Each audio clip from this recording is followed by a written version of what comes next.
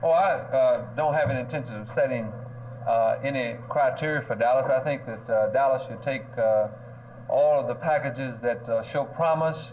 They could range from 5 million to 20 million, what have you. I don't have any figure on that, but I think that all the packages that show promise that minorities bring in, they should certainly be given an opportunity to prove their worth.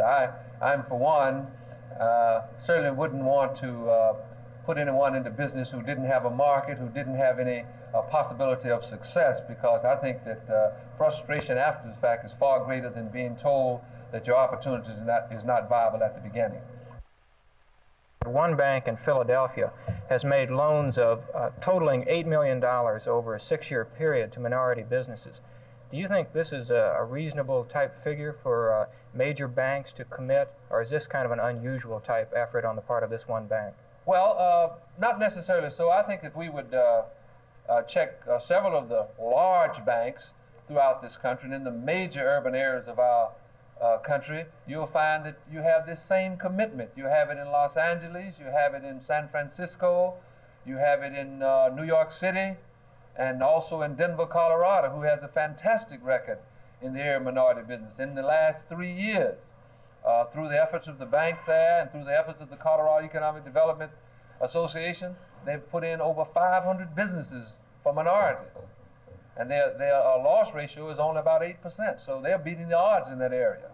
And I think that these commitments are not uncommon once the right mechanisms are set up. The Republican Party recently has not fared well among minority groups. Do you think that the Nixon administration's efforts on behalf of minority business is going to pay dividends in the '72 election? Well, I would like to say this, that the president has certainly shown by his sending to Congress a new a request for this $103 million over the next 18 months for minorities. He strengthened the Secretary's position on minority enterprise by issuing a new executive order, 11625, on October 13th. And I feel that he's certainly shown, beyond a reasonable doubt, that he certainly wants equal opportunity for all people. And he certainly has indicated that he certainly wants Americans to have minorities to have an opportunity into the mainstream of our American economy. But do you reasonably expect that this will be translated into votes? I am not interested in that particular facet in terms of votes. I'm in terms of getting some minorities into business. And hopefully out of that we look at things realistically, and what comes out of that will be the good for all people.